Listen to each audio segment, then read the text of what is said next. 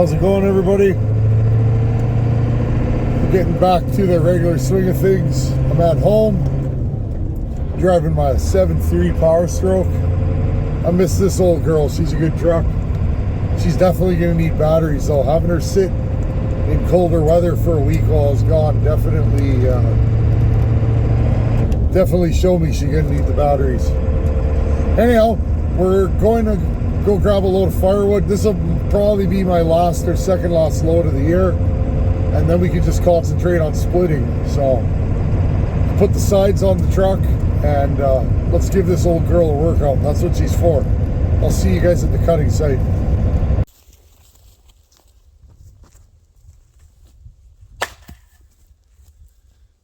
Friends, see how wavy this is? This stuff does not split nice, but that's just the way she be here.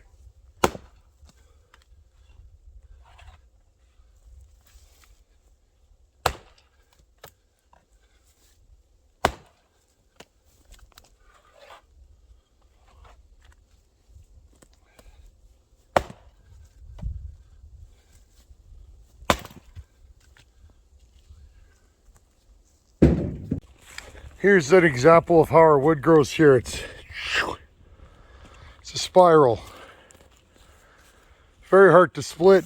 This stuff actually is hard. It's hard cutting. I don't know if you guys can hear, but still getting over whatever I brought home from Bunyan. And we're just getting on.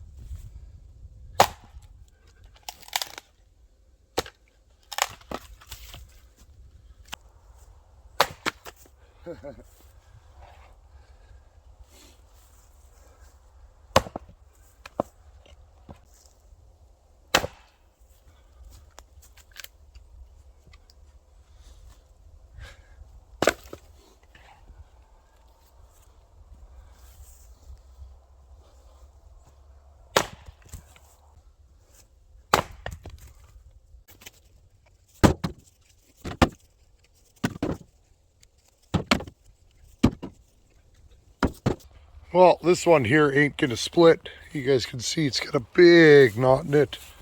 I've hit it a few times. So I did bring a saw with me, 576 XPG right here. This is one of my trusty, just go-to stock saws. I've never done anything to it. The more I run the modern saws, the more I want to get into porting them, but this one is a 2012. My buddy rebuilt this, and I got it off him years ago. It's been a good saw. It's very reliable. It's auto-tune. It starts, it runs, it idles. I've never had an issue with it. It's got lots of power and some of the best anti-vibe in the business. So let's fire her up and use her.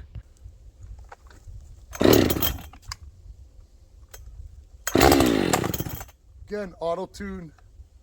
This thing always starts 3 pops.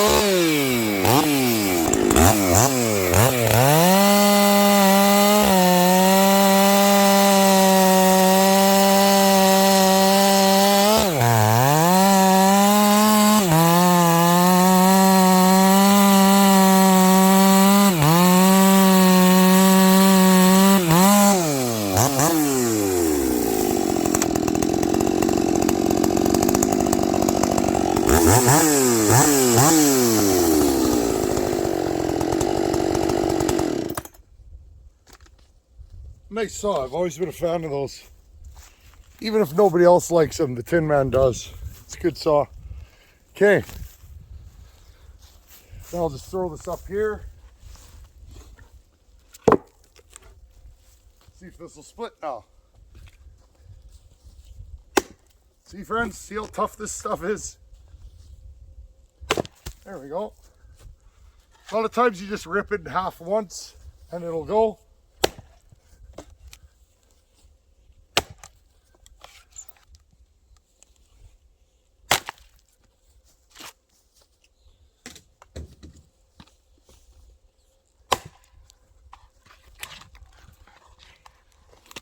Firewood heats it twice. Once when you're splitting it, once when you're burning it. At least it does here.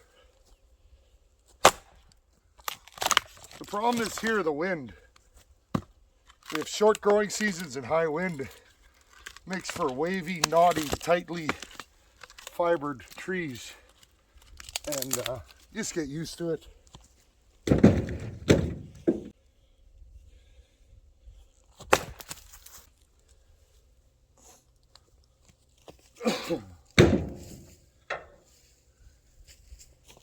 Now again, this piece ain't gonna split because of that, so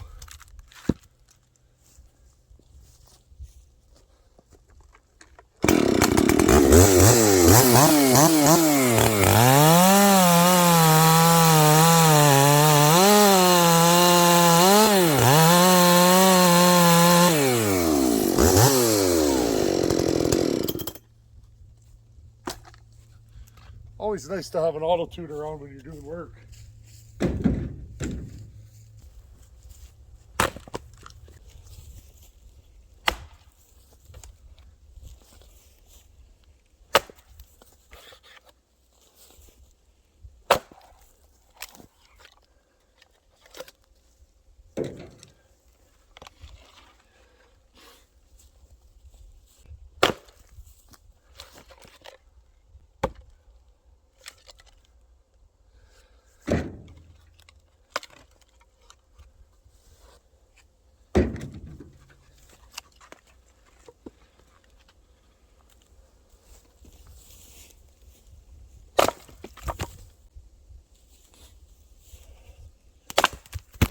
This one probably won't go. Nope. So friends, here, a lot of guys just noodle logs because there's so many knots in them. It's not that our wood's uber hard. It's just that with the short growing season, especially the spruce, they sprout a lot of foliage to get as much light as they can during that 4 or 5 months they grow. Now, just for comparison's sake, this is our hardwood. This is elm. This is green. I cut this tree down about 2 weeks ago. Okay. Check out the grain in this, because I know you guys are interested in wood fiber. Okay, this stuff's very, very hard. Let's split some of this compared to softwood here. I would rather split hardwood a lot of times. This is straight grained, no knots, okay? See that? This stuff hangs on for dear life. Let's grab some more.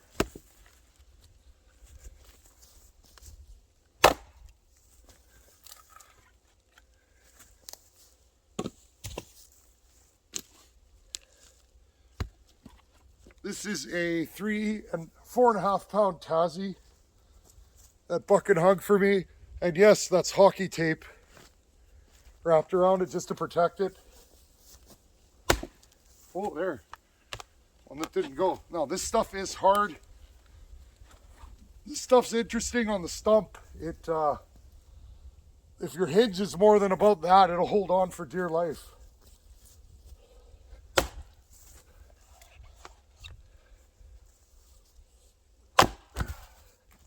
But again, splits pretty easily.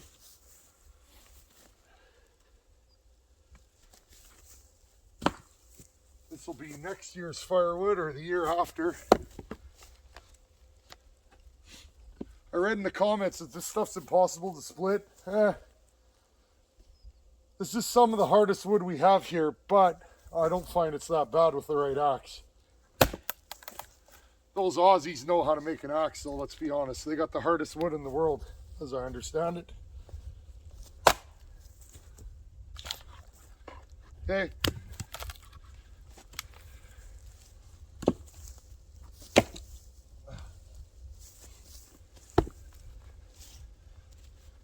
Hopefully I'll get my voice back soon.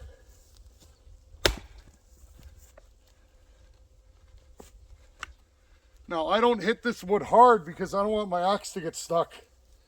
It's more of a, bring you guys back. This axe works really good. This axe works really good with more of a flicking or inertia motion where at the last second you, look friends, okay? I easy grab my axe by the palm swell. Look, ready? And hit it fast at the end. Ready? And yes, I am a side swinger. And to keep what little rotator cuffs I have in place. So I kind of have a modified swing. It works. This piece might be tough. It's curvy. But again, swing fast. Okay? I'm not hitting it hard. I'm hitting it with speed. There we go. Well, this stuff got wet while I was at Paul Bunyan, and it's splittable, but it's not as splittable as I'd like, friends. So, you know what I'm going to do? I'm going to work smarter, not harder. I'm going to load all this into the truck and take her back home to the yard, let it sit for a week or two, or split it on a cold, frosty day when it'll come apart easily. So let's see if we can fit all this wood in the back of the old 7.3 Power Stroke.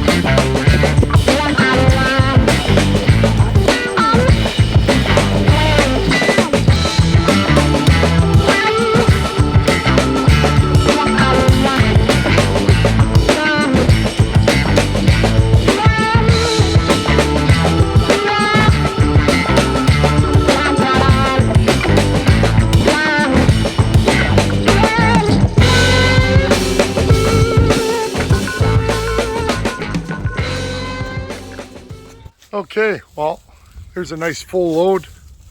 This is the reason why I drive such a heavy truck, is sometimes I go a long way with a load of firewood. Now this is just what's left over from this job, and normally I'd stack it about another row higher and a full row to the back, but that's okay. It's most of a cord, and most of this will be burning this winter.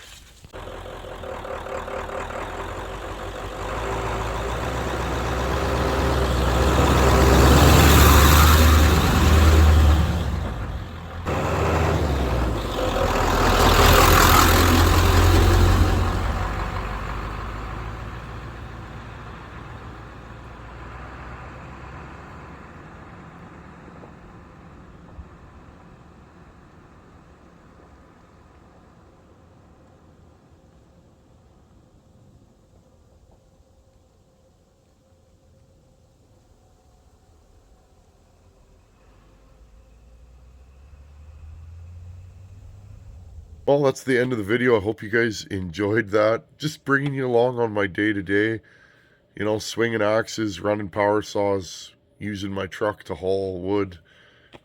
Just a normal firewood day in my life. And it's awesome that you guys came along for that. I wanted to show you guys hardwood and softwood. Often our hardwood does split nicer than our softwood because it's not as wavy grained and not as knotty. That spruce, it gets a little harder cutting when it's dry like that, and that stuff's bone dry, but it's so full of knots that it's really hard to split. That Tazi makes quick work of just about any wood though, so super honored that Buckin made that for me. Okay, let's move on to question of the day. Today's question of the day is from Andy Price. How's it going, Andy? Andy sent me a fairly lengthy email. Thank you for taking the time to type that up, Andy.